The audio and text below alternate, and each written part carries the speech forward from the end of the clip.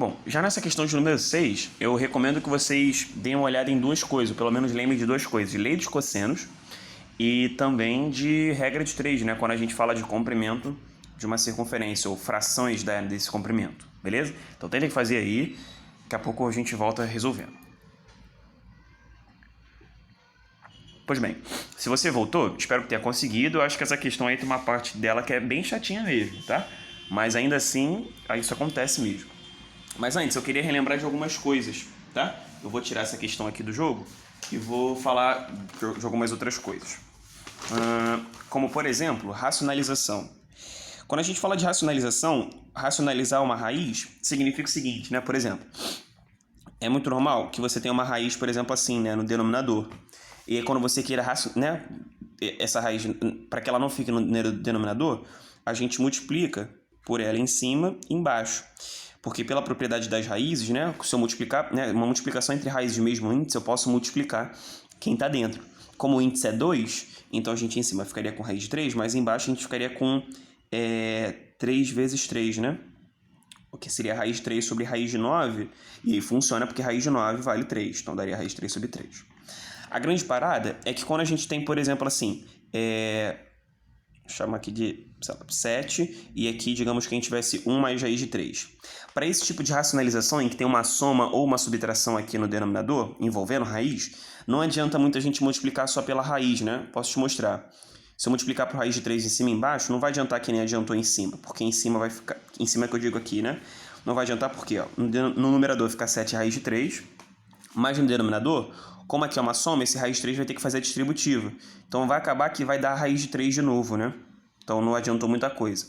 Então, para casos como esse, em que você tem uma soma ou uma subtração embaixo, a gente faz uma multiplicação que a gente chama de multiplicação pelo conjugado, ou seja, naquilo que envolve a raiz, multiplica trocando o sinal do meio. Então, se é 1 mais raiz de 3, então aqui vai ficar 1 menos raiz de 3.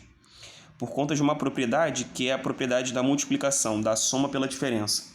Sempre que você multiplica a soma pela diferença, que é o que está acontecendo aqui, né? 1 mais raiz de 3 vezes 1 menos raiz de 3, o resultado disso sempre vai ser o quadrado do primeiro termo menos o quadrado do segundo. E aí o quadrado de raiz de 3 vai dar 3, né? E aí isso funciona para tirar da raiz, porque no final aqui vai ficar menos 2, né? Mas ainda assim, negativo pode, raiz que não. E aí 7 menos 7 raiz de 3. Então sempre que você quiser racionalizar um denominador, faça isso, tá? Se ele for único, multiplique pela própria raiz, tá? Ainda tem a nuance, mas não é tão comum aparecer. Pode ser uma raiz cúbica, e você teria que multiplicar por ela quadrada para ficar 3, mas geralmente é com raiz quadrada mesmo. E depois a gente pode também tirar essas dúvidas. Mas eu queria relembrar disso, que isso vai ser crucial nessa questão de hoje. Número 6, tá? Uma última coisa que eu também queria lembrar, cara, é a lei dos cossenos. Vocês estão ligados em lei dos cossenos? Que é assim, se você tem... geralmente lei dos cossenos a gente usa para quando tem dois lados e um ângulo. Firmeza? E aí, geralmente, a fórmula é essa: a quadrado igual a b ao quadrado, mais c ao quadrado, menos 2bc cosseno θ. E geralmente a gente usa quando tem dois lados e um ângulo. Ou seja, como informações, dois lados e um ângulo, e estamos buscando ou outro ângulo, ou, na maioria dos casos, o outro lado, terceiro lado. Lembrando que esse lado que A é sempre o lado que ficou oposto ao ângulo θ. Ou, você também pode lembrar assim, ó, que B e C são os dois lados que vão formar justamente esse ângulo θ. Firmeza? Então vamos fazer essa questão que eu estou falando a beça. Cara, nessa questão, eu acho que a gente poderia começar assim, já que ele pede a razão, né, entre C1 e C2, eu primeiro já vou tentar determinar quem é C1, que eu acho que é mais fácil. Porque esse comprimento, tu entende que isso aqui é uma parte, né? Se fosse a borda da pizza, não é a borda inteira da pizza, né? A pizza tem uma borda ainda maior. Mas isso aqui é a borda da fatia, né? Ou seja, é um pedaço proporcional, a gente já comentou sobre isso, proporcional a esse ângulo aqui, né? Então, se você quisesse, você poderia montar uma regra de 3.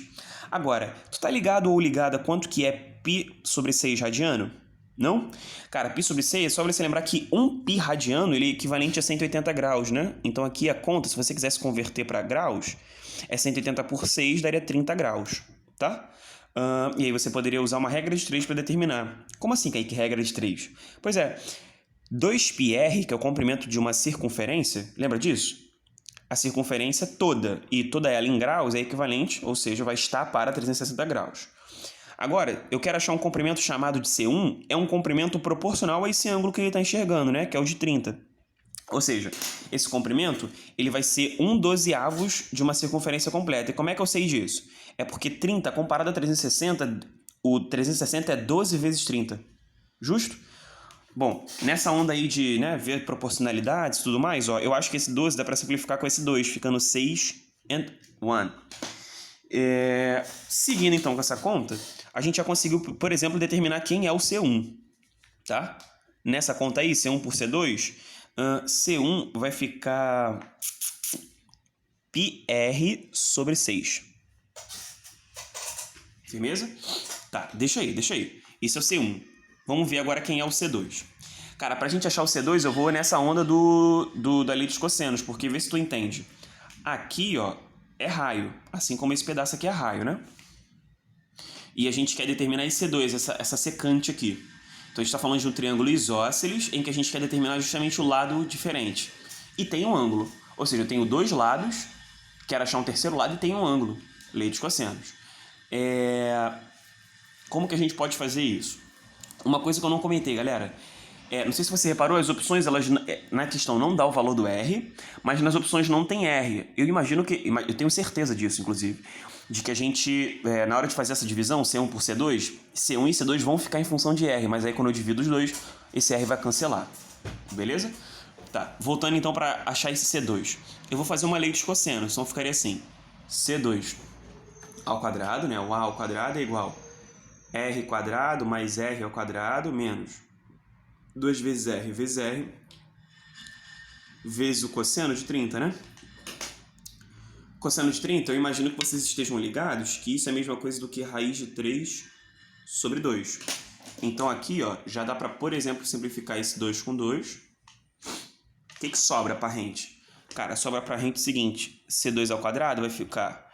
Deixa eu ver aqui... 2R quadrado, né? R com R, R quadrado com R quadrado, menos R vezes R ao quadrado, vezes raiz de 3, então menos... raiz de 3 vezes r quadrado.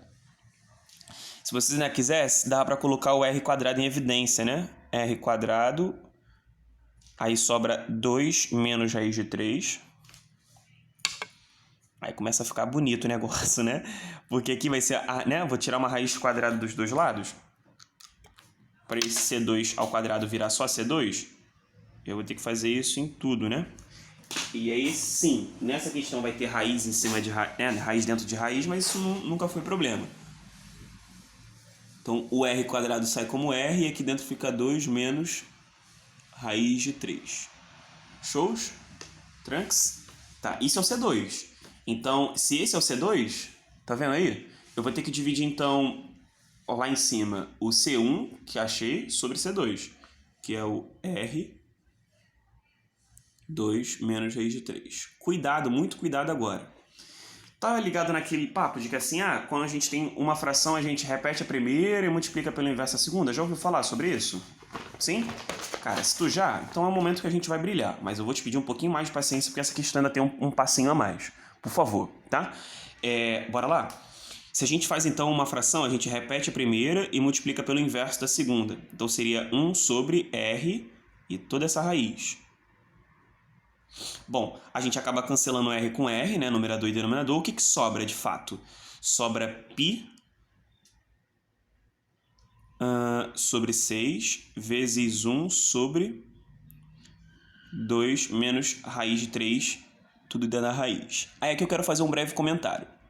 Na questão ele perguntou assim, então a razão C1, C2 é igual a π sobre 6 multiplicado por... π sobre 6 multiplicado por isso. Já é a resposta, né? Isso aqui a gente já poderia dar um destaque. Bum, é isso. Qual é a grande parada? É que tu olha para as opções e não tem dessa maneira escrita. Então não quer dizer que está errado.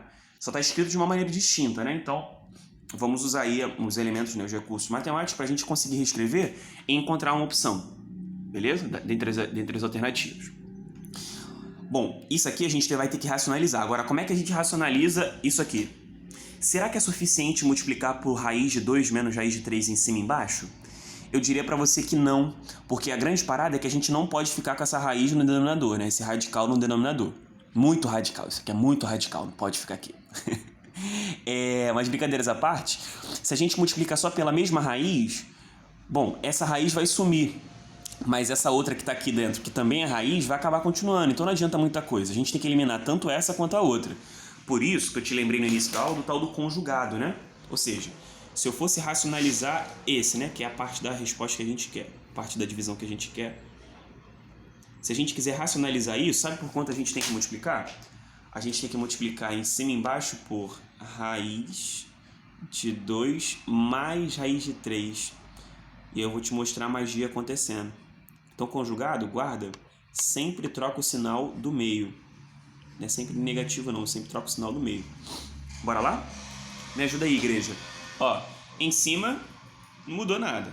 A raiz de 2 não mudou nada no quesito de vezes 1, vai dar ele mesmo. Agora, abaixo, a gente vai ter o seguinte. Raiz, né, de mesmo, né, raiz quadrada, então pode se multiplicar dentro. Dentro vai ser o quadrado do primeiro menos o quadrado do segundo. Aí vai ficar 2 ao quadrado, 4, menos o quadrado da raiz de 3, vai dar 3, né? Aí dentro da raiz, olha que gostosinho. Que moleque, que gostosinho. 4 menos 3 vai dar 1. Aí a raiz de 1, adivinha? Fala 1. 1. É isso. Boa. Então ficou raiz de 2 mais raiz de 3. Questão danada. Tá achando que é assim? Tá achando que alguém tá dando alguma coisa de graça? Ninguém dá nada de graça não, cara. Tá maluco? Bom, então como ele perguntava a parte, né, que tava multiplicando o π sobre 6, lembrando que isso aqui que eu coloquei de rosa é essa parte aqui, tá, rapaziada? Eu só peguei essa parte porque ele perguntou a parte que multiplicava o π sobre 6, mas na real, a divisão é π sobre 6 vezes isso. Como ele pediu só essa parte tá aqui. Tá? É isso, gente. Um beijão pra vocês, tá? Qualquer coisa eu tô por aqui.